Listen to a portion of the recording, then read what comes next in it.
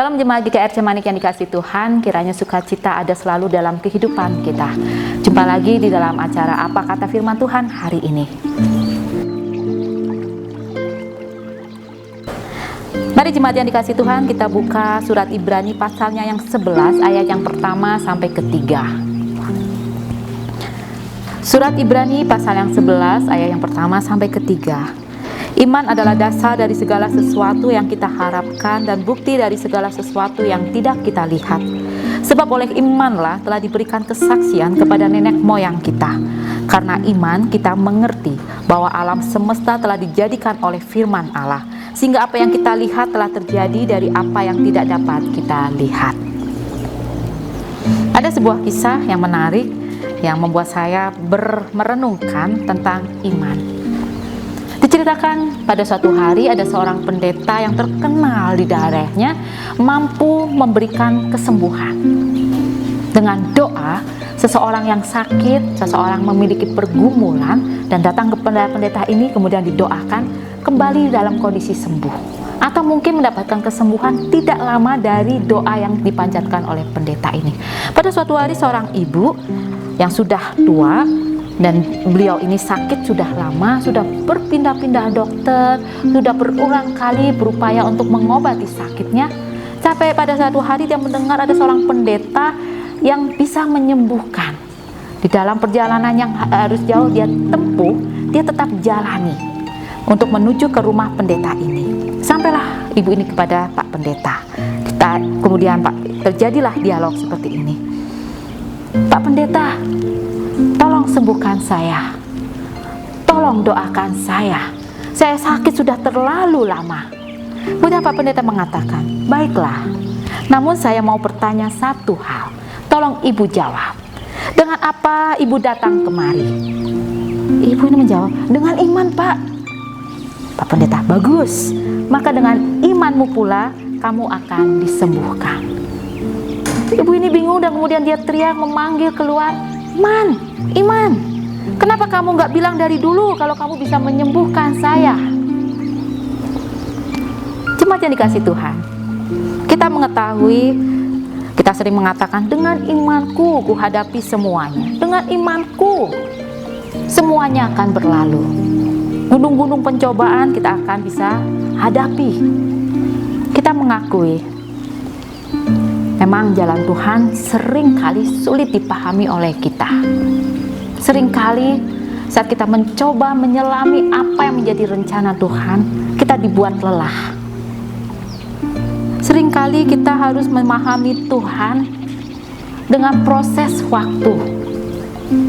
Akhirnya kita akan menjumpai, oh ini toh setelah kita bisa melewati pergumulan yang kita hadapi.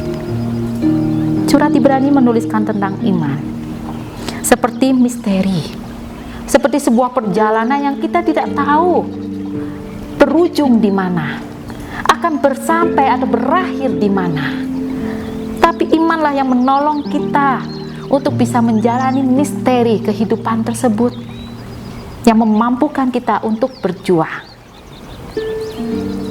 Di Ibrani 11, jika kita mau mencermati dari ayat pertama, disebutkan banyak saksi yang hidup, dan disebutkan pula mereka hidup karena iman dan memperoleh kemenangan melalui segala pergumulan, sehingga bisa mereka melewati perjalanan hidup dan didapati tetap taat dan setia sesuai dengan kehendak Tuhan. Banyak orang telah menyaksikan iman tidak menjadi sia-sia. Bukan suatu hal yang mustahil untuk menghidupi iman.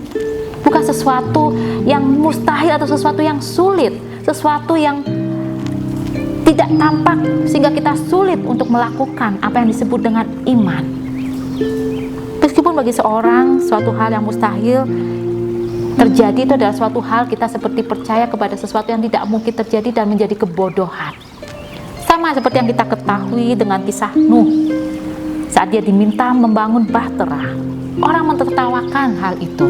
Tetapi iman Nuh menolong Nuh untuk tetap taat, sehingga Nuh dan keluarganya bisa diselamatkan. Merealisasikan iman memang seperti kita masuk ke sebuah perjalanan. Kita hanya tahu ada sebuah harapan yang ingin kita raih. Tetapi yang perlu kita pegang, saat kita beriman, ada satu sosok yang menjamin iman kita, menjamin bahwa ada kemenangan saat kita mau tekun menjalaninya.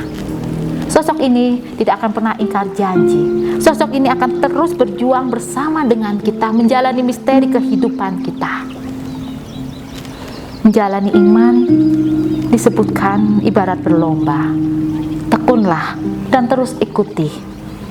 Jika perlu, kita mungkin perlu dilatih terlebih dahulu. Latihan demi latihan menjadikan kita bisa berlomba dan berjuang menjadi seseorang yang bisa menyelesaikan perlombaan dengan baik. Tidak perlu bimbang dengan ada yang di belakang kita. Tidak perlu bimbang dengan siapapun yang tengah berlomba bersama dengan kita. Arahkan ke depan. Fokuskan kepada tujuan yang Kristus hendak kerjakan bersama dengan kita. Beriman termasuk mau percaya bahwa yang terjadi itu adalah yang terbaik. Meskipun terkadang kita berpikir beriman berarti mendapatkan sesuatu yang sesuai dengan kehendak kita. Tetapi beriman adalah sesuatu sikap mau percaya. Yang terbaik Tuhan akan kerjakan. Yang terbaik itu yang akan kita dapatkan. Itulah yang direncanakan Tuhan. Itulah yang akan direalisasikan bagi orang-orang yang dikasihinya. Hidup kita berharga di mata Tuhan.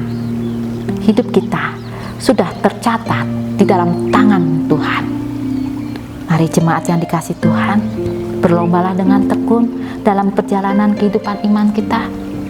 Biarlah bersama dengan Tuhan kita berlomba dan menyelesaikan hingga garis finish. Tuhan Yesus memberkati. Amin.